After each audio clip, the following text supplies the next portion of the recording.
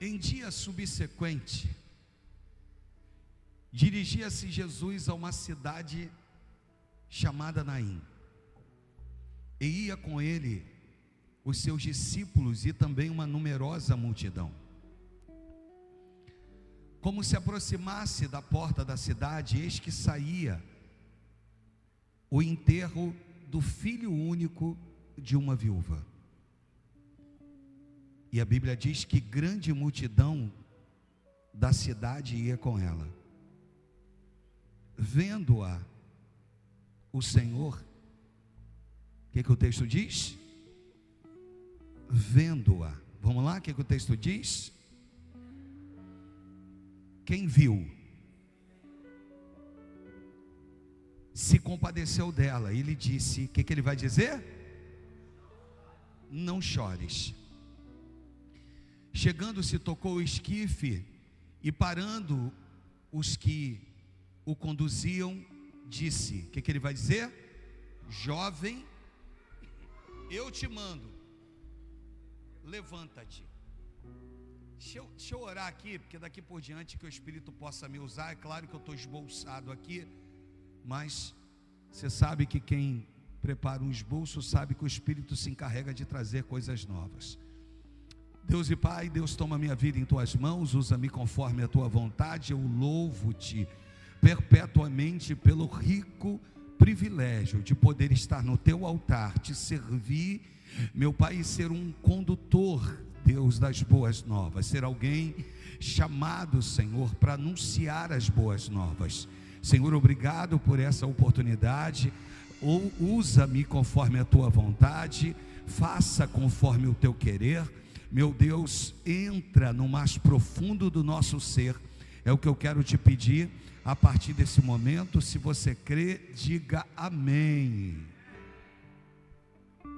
Irmãos, esse texto ele vai narrar que pelo menos haviam dois grupos de pessoas. Esse texto, eu vou voltar a repetir, ele vai narrar que haviam dois tipos de pessoas, ou dois grupos de pessoas. O primeiro grupo é aquele que está com Jesus, é o primeiro grupo anunciado. Então quem está com Jesus está em festa. Um segundo grupo está saindo com uma viúva essa que já havia perdido o seu marido e agora vai sepultar o seu único filho. Se não bastasse para essa mulher ter já sofrido a dor de ter que sepultar o seu marido, ela agora está muito próxima de ter que sepultar o seu único filho. Eu fico pensando que quando a gente fala de sepultamento, não é algo muito simples, principalmente quando o elo entre você e quem já partiu for um elo de afetividade muito grande. Talvez, eu não sei mais te dizer se o pior momento é o momento que fecha a urna, ou se o pior momento é o momento que a gente chega diante da urna pela primeira vez.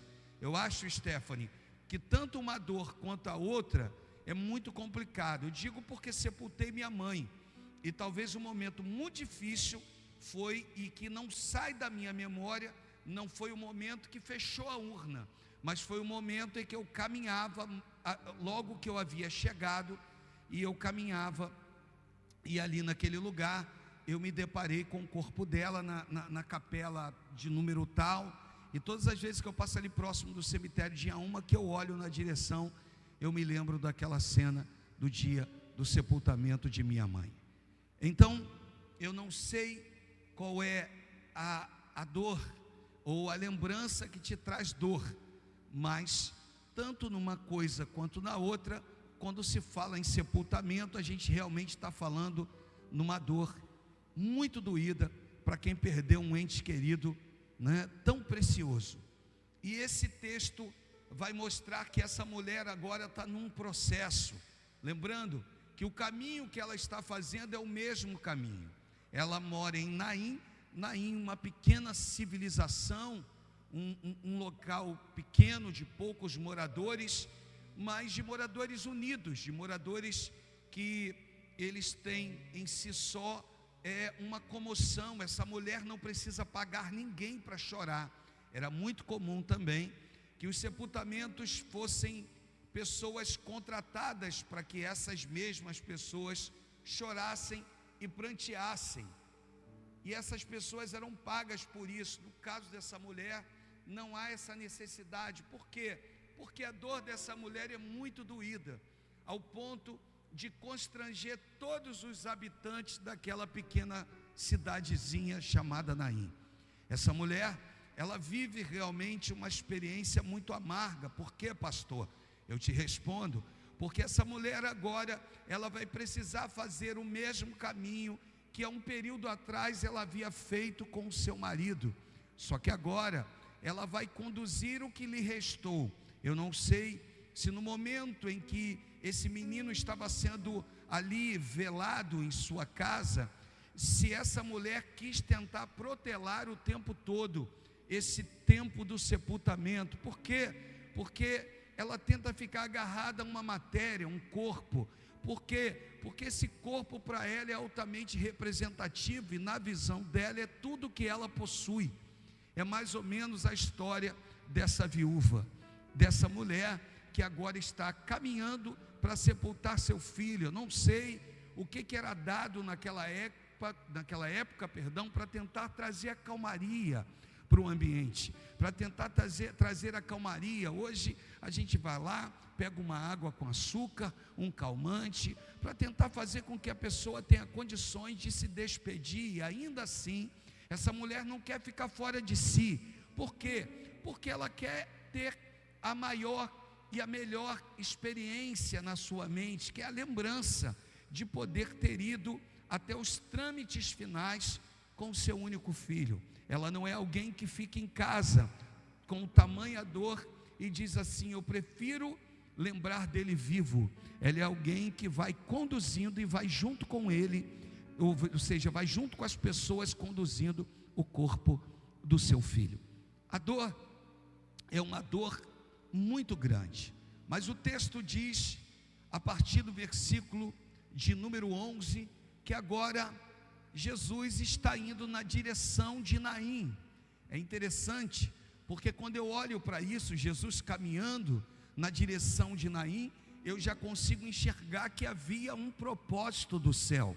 Eu sei que talvez agora você ainda não vai conseguir glorificar o Senhor, mas uma coisa eu quero te dizer: você não está vendo algumas ações dos céus a teu respeito, mas não significa o fato de você não vê-las, que elas deixaram de acontecer. Jesus está caminhando para Naim, ele vai ter um encontro entre duas multidões, uma que está festejando e uma que está aos prantos, sentindo a dor de uma mãe, sentindo a dor de uma esposa que perde o seu marido e agora perde o seu único filho. Então eu começo aqui a viajar nesse pano de fundo. Por quê, pastor? Porque nesse texto eu consigo enxergar aqui algumas coisas extremamente importantes. Bem, primeira, Jesus está indo em direção a Naim. Segunda coisa que eu também vou analisar e vou aprender com esse texto: ele não vai sozinho, junto com ele tem uma numerosa multidão. Por que, pastor, Jesus não está somente com seus discípulos? Por que tem uma numerosa multidão? Porque o que vai acontecer na vida dessa viúva vai virar testemunho e vai ficar registrado nas Escrituras. Deus está falando comigo, com você, de que algumas coisas que tu acha que é o fim, que não tem jeito, não tem solução, ele está dizendo, vai ficar registrado. Por quê, pastor? Porque quando fica registrado, outras pessoas lá na frente vão olhar o teu histórico e vão dizer assim: o quê? Ele passou por isso, ela enfrentou isso aqui também e continua de pé. E o céu vai estar dizendo: continua de pé, porque quem dá a última palavra na vida dele, na vida dela, sou eu. Satanás não tem o poder de dar a última palavra para a tua vida. No No versículo de número 12, o texto diz assim, que à medida que ele vai se aproximando da cidade, o texto diz que saía o enterro do filho único de uma viúva, e grande multidão da cidade também ia com ela. Então vê bem, tem alguém sofrendo ao extremo, existem amigos sofrendo ao extremo, porque os verdadeiros amigos você os encontra no tempo do luto. Amém ou não amém? Porque no tempo de festa, qualquer um pode festejar contigo, mas no tempo da dor, os verdadeiros amigos se apresentam. Ela olha para o lado e diz assim: eu não paguei R$1 para que ninguém chorasse no sepultamento do meu filho. Existem coisas e dores, irmãos, que Deus vira para nós e diz assim: eu preparei as pessoas certas. Não são aquelas que tu esperas, são aquelas que o céu preparou para você. Nos dias da tua adversidade, vai ter alguém que vai segurar na tua mão e vai dizer: a minha dor é a tua dor, o que tu sente é o que eu sinto. Também um dia a tua alegria vai ser a minha alegria. Deus está virando para você, para mim, para nós, está dizendo: não é número, deixa eu repetir, não é número, não é quantidade, mas é qualidade. Deus está dizendo: olha para o lado, pois eu separei pessoas que vão estar contigo nos momentos mais doídos e mais dolorosos da tua história.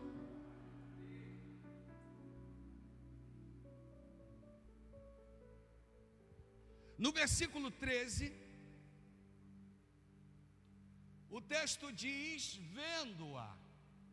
Me ajuda, o texto diz? Melhora, diz assim: ele já viu.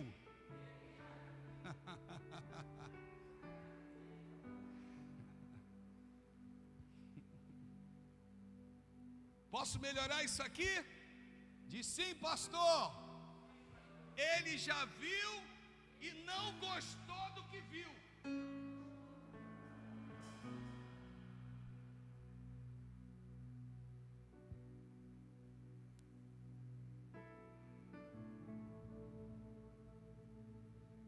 Deixa eu melhorar mais um pouquinho. Ele já viu, não gostou do que viu e vai entrar em ação. Tem gente que veio hoje só para ouvir isso. Ele já viu, não gostou do que viu e vai se levantar a teu favor. Deixa eu repetir isso, porque isso aqui é tremendamente espiritual. Ele já viu, ele não gostou do que viu, porque o texto diz que ele se compadeceu. Se ele se compadeceu, Eduardo, é porque ali mostra um coração sincero. Então ele já viu, não gostou do que viu. Tem coisas que você não viu, mas ele já viu. Tem coisas que você não ouviu, mas ele já ouviu. Pois ele é Deus, é soberano e não é um Deus limitado.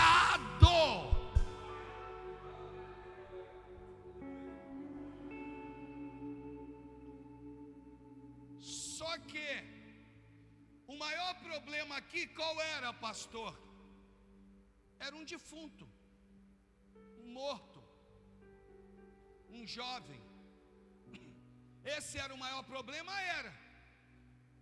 Todos estavam chorando em prol de quem? Do sofrimento de uma mãe que perde um filho. Só que Jesus olha e diz assim: ei,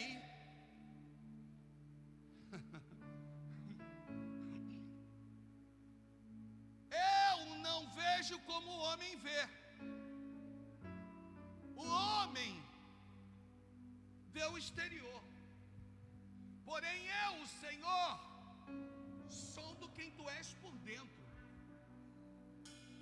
Melhora, pastor? Claro que melhora. Jesus não vai tratar com o defunto agora. Jesus vai tratar com a mulher, com a mãe. Por quê? Porque antes dele resolver problemas lá fora, ele primeiro precisa resolver problema aqui dentro. Ele hoje te separou, te trouxe para dizer: antes de eu resolver problemas lá fora, eu vou tratar de problemas dentro de você. Primeiro eu vou cuidar de você, depois eu lanço uma palavra para o que está do lado de fora. Mas se você estiver bem, você vai ter fé. Mas se você estiver bem, tu vai caminhar. Mas se você estiver bem, tu não vai parar, tu não vai desistir, tu não vai ficar à beira do caminho. Se você estiver bem, meu Espírito vai contigo. Se você estiver bem, vai ter fé suficiente para passar pela adversidade. Deus está virando para nós e está dizendo: primeiro eu estou preocupado contigo, e depois com os problemas de fora.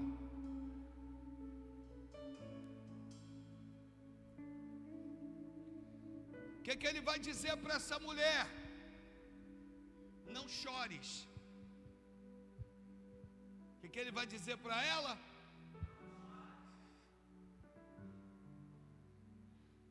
Sabe por quê, irmãos?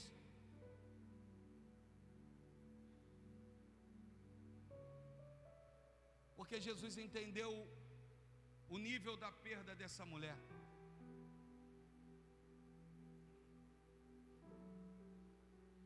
Por que ele vira para ela e diz: não chores?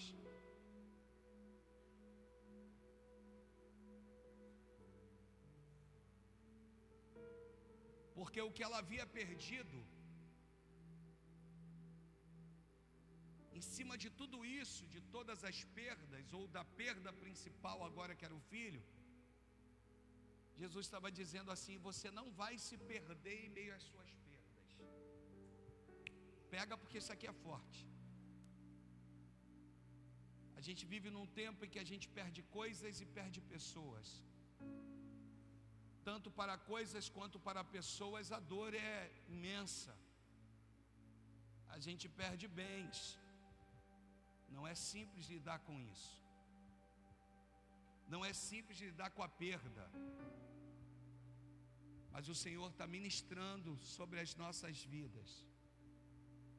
Está dizendo para você, para mim, para nós: as perdas podem até vir, mas eu não vou te permitir se perder em meio às suas perdas.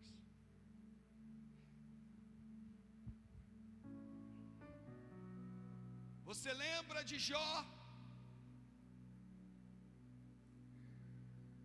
Que agora Satanás, de todas as formas e maneiras, tenta fazer com que Jó se perca em meio às suas perdas. Na altura do campeonato, Jó já havia perdido 10 filhos. Tu sabe o que é a dor de um pai que sepulta 10 filhos? Tu entende Satanás gritando e dizendo assim: não dá mais para ele, não dá mais para ele, ele não vai suportar, ela não vai suportar, o que aconteceu é forte demais, não tem poder de recuperação. Mas tem Jó que se levanta no capítulo 1, a partir do versículo de número 20, e Jó vai se posicionar diante das perdas. Jó vai dizer: eu rasgo. O texto diz: e Jó se levantou, rasgou seu manto, rapou a cabeça, lançou-se sobre terra e adorou. O que ele vai dizer? Nu eu saí do ventre de minha mãe, e nu voltarei. O Senhor me deu, o Senhor tomou, bendito seja o nome do Senhor. Eu vim aqui te dizer que quando Satanás entende que ele já arrancou, já tirou, já te destruiu, Deus está olhando do alto, está dizendo: vai ter fé, vai ter ousadia, vai ter milagre, vai ter culto em ações de graça. Deus está virando aqui e está dizendo: a glória da segunda casa vai ser maior do que a primeira. Você vai voltar a sorrir, você vai voltar a sorrir, você vai voltar a sorrir.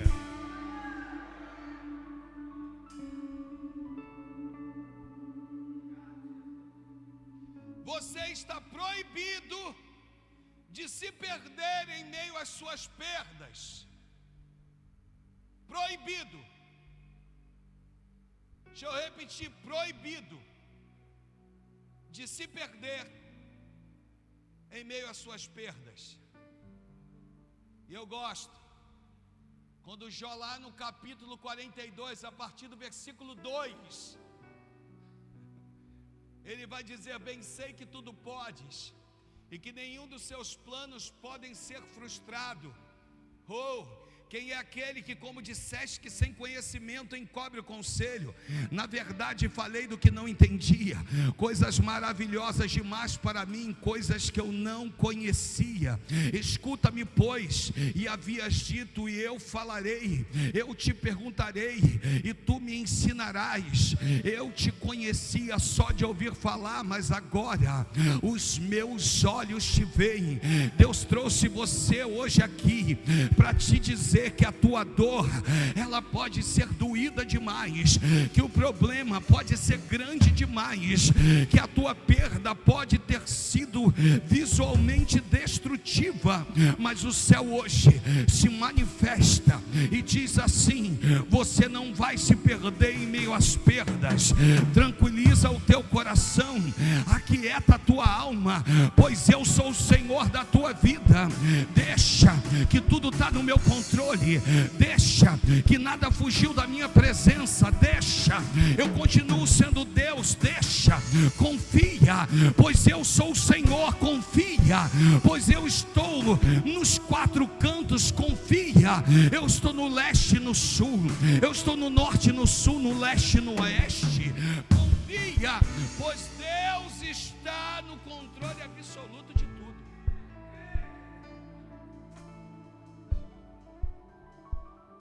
Depois de tudo isso, depois de toda essa história, nós vamos ver no versículo de número 13, no versículo de número 14 de Lucas, que Jesus vai parar o esquife. Diga assim: Jesus parou o cortejo. Não, com mais fé, diga assim: Jesus parou o cortejo. Com mais fé, diga: Jesus parou o cortejo da morte. Irmãos, escuta o que eu estou te dizendo, escuta o que eu vou liberar hoje para a tua vida. Ele vai lá e vai parar quem carregava aquilo que é teu. Ele vai parar e vai carregar aquilo que te gerava dor e sofrimento. Ele vai parar o cortejo da morte. Porque, irmãos, porque no Evangelho de Lucas, no capítulo 17, versículo 37, na parte final desse versículo, vai dizer: aonde estiver um morto, o corpo, ali se ajuntarão os abutres. Deixa eu repetir isso: aonde estiver o morto, o corpo, ali se ajuntarão os abutres. Marcelo, o que esse texto também está se referindo? Está se referindo que tem gente que gosta de notícia ruim, tem gente que gosta do que está morto, tem gente que só se reúne para saber a intensidade da tua dor. Não está preocupado contigo não, querido, não está preocupado com você não, querida, só quer saber como é que está a tua dor. Está ali, está fingindo que está chorando, mas não está chorando. Chora por fora, mas por dentro está se alegrando. Por quê, pastor? Porque eles estão se ajuntando, porque ouviram dizer que tem um corpo. Só que eu vim te trazer uma boa notícia. Nesse caso aqui, tem Jesus, capaz de ressuscitar qualquer morto.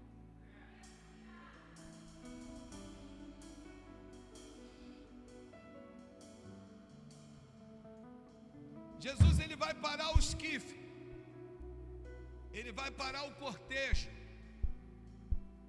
Por quê, pastor? Receba aí. Ele está dizendo: essa prisão não tem o poder de te prender. Ele está dizendo: essa corrente não tem o poder de te manter acorrentado. Ele está dizendo: essa perda não tem o poder de te destruir.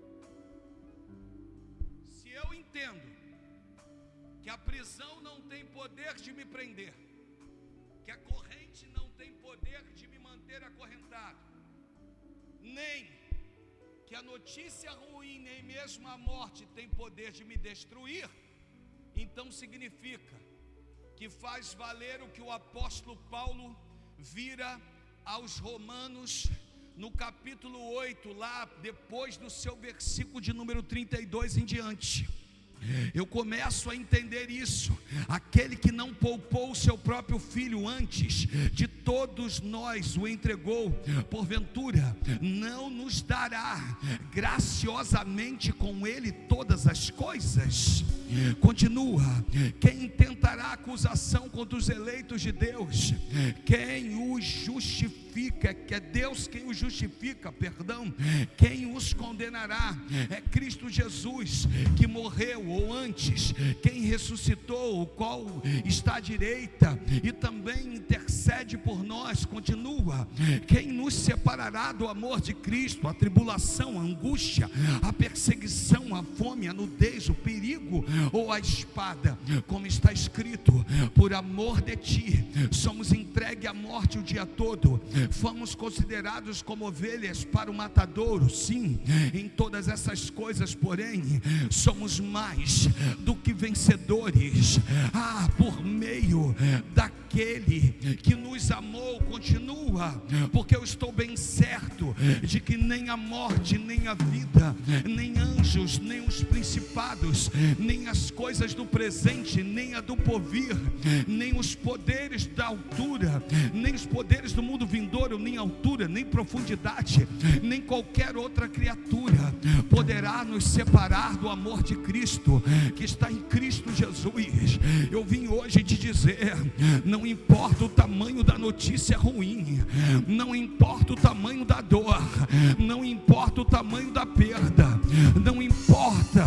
O que ele está dizendo é que nenhuma perda pode atrapalhar aquilo que é propósito, e ele tem um propósito na tua vida, e o propósito vai se cumprir, porque ele é Deus, ele é soberano, ele é fiel, ele é vivo, ele é mais cortante que espada de dois gumes, ele é mais cortante.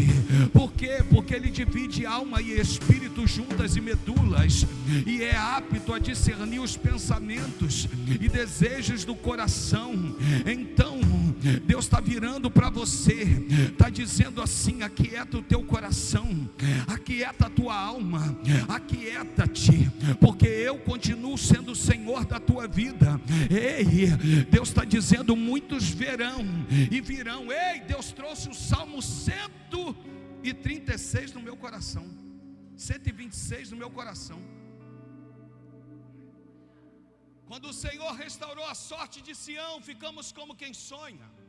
Então a nossa boca se encheu de riso, a nossa língua de júbilo. Então entre as nações se dizia: grandes coisas o Senhor tem feito por eles. Com efeito, grandes coisas fez o Senhor por nós, por isso estamos alegres.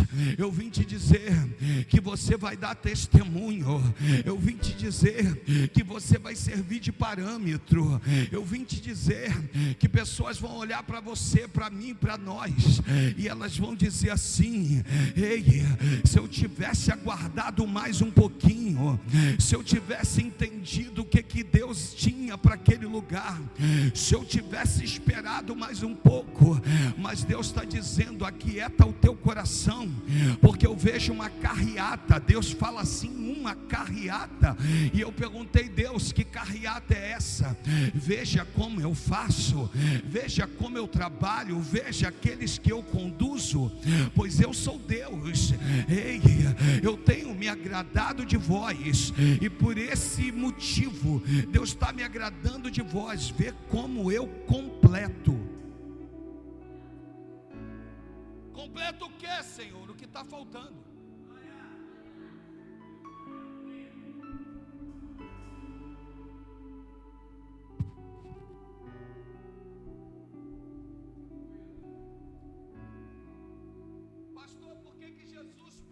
cortejo. Vou repetir. Pastor, por que Jesus parou o cortejo? Para mudar a sentença.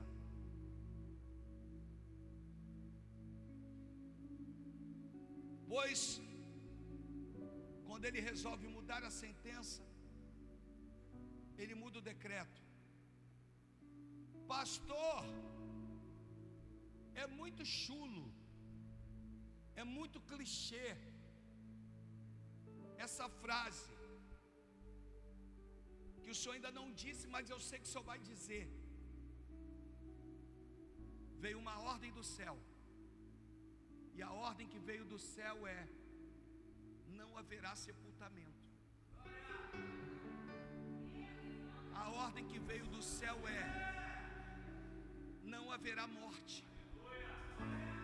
A ordem que veio do céu é: se cavou essa sepultura, vai ter que usar em outra família, em outra casa que não seja a minha, que não seja a tua. Não vai ter sofrimento, dor, angústia. Deus está dizendo: não vai ter óbito. Deus está dizendo: não haverá sofrimento nesses dias. O que tu carrega não é para a morte. O que tu vive não é para a morte. O que tu vive não é para a destruição. Por quê? Porque eu, o Senhor, estou mudando sentenças hoje aqui nesse lugar.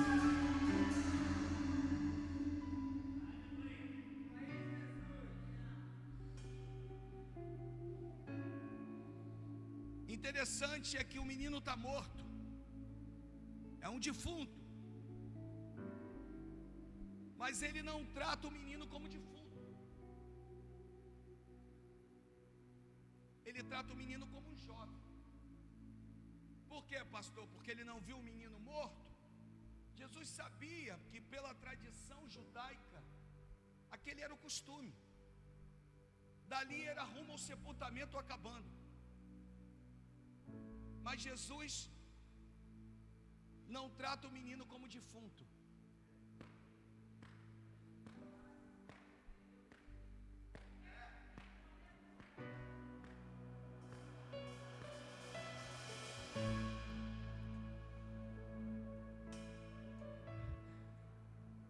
Repita comigo, diga assim: um erro não define quem você é.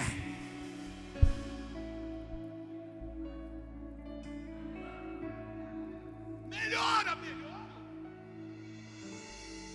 Eu vou ter que pegar Pedro e vou ter que entender que Pedro era visto como sanguíneo. Pedro foi aquele que disse: não estou pronto contigo tanto para ir para a morte quanto para ir para a prisão. Jesus vai virar e vai dizer: antes que troque a guarda da sentinela, antes que o galo cante, a troca da sentinela, Pedro, tu vai me negar 3 vezes, mas eu roguei por ti, para que a tua fé não desfaleça. Satanás quer te peneirar, mas vai ter fé para passar por essa situação, porque eu já intercedi. Satanás queria te destruir, mas Pedro, eu entrei. Por quê, pastor? Porque ele conhece todas as coisas. Ele sabia que aquele momento de Pedro não definia quem Pedro seria. Ele sabia que em Atos, no capítulo 5, no versículo de número 15, a Bíblia vai dizer que eles criam que a sombra de Pedro tinha o poder de curar. Não precisava Pedro tocar em ninguém, só a sombra dele, se passasse sobre algum enfermo, essa sombra curaria. Sabe o que Deus está virando para a amada igreja hoje? Está dizendo: o que você vive hoje não define quem tu é para Ele. O que você passa hoje não define naquilo que o céu te vê. Se fosse dessa forma, Paulo seria tido como perseguidor da igreja, mas Deus pega o perseguidor e transforma ele no servo em que ele vai dizer: morrer para mim é lucro. Irmãos, ele está dizendo: viver não me importa tanto.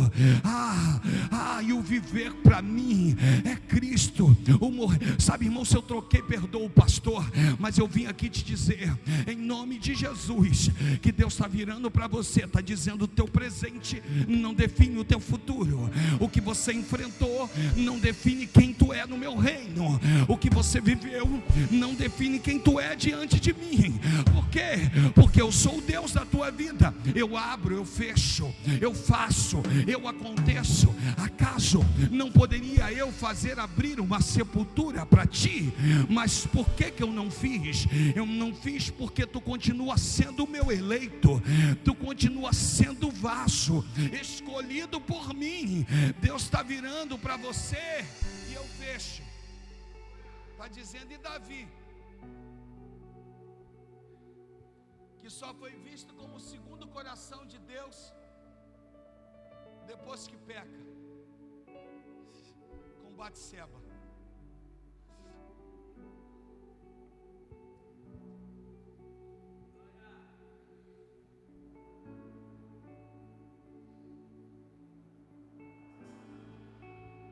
Ele vai no menino e diz: jovem, levanta-te. O que ele diz? Ele diz: jovem.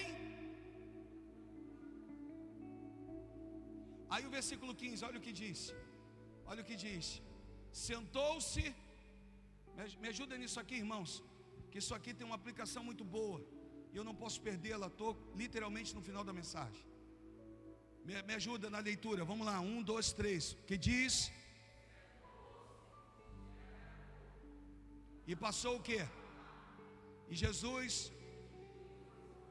Tá, então vamos dividir aqui e eu termino.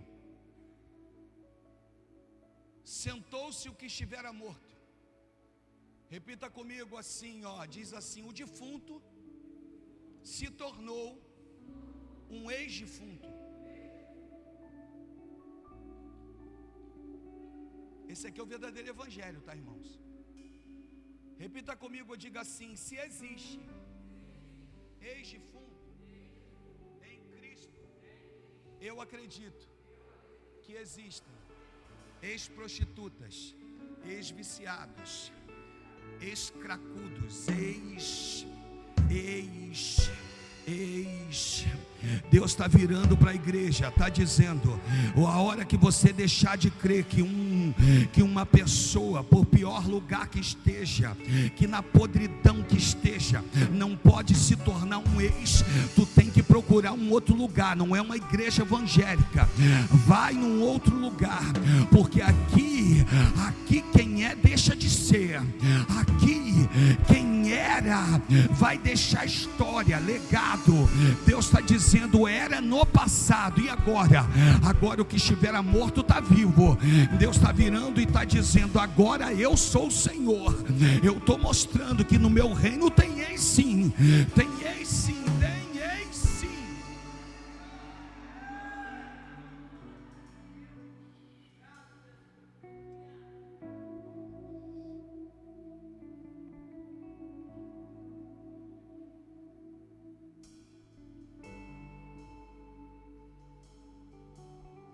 Duas coisas.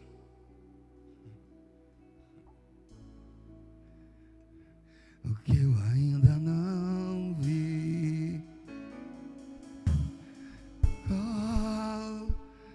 a beleza que existe em ti, que eu ainda não vi.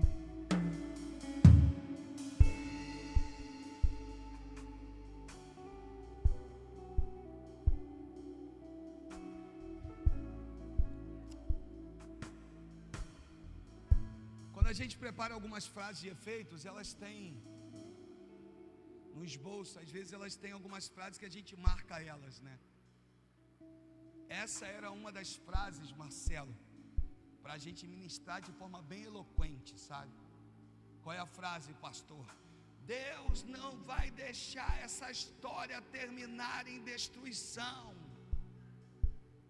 Mas hoje eu vim aqui para te dizer assim: Deus não vai deixar que essa história termine em tragédia, em destruição, em dor amarga para o resto da tua vida. Ele está entrando, Ele está entrando, Ele está entrando. Já parou o esquife, já tocou no jovem, já liberou uma palavra. Liberou primeiro para a mãe: não chores. Liberou para o jovem: levanta. Ele está falando com pessoas aqui, está dizendo: não chores. Para outras Ele está dizendo: agora levanta. Pois Ele é Deus, é soberano. Se você entende isso, por favor, dá um glória a Deus aí.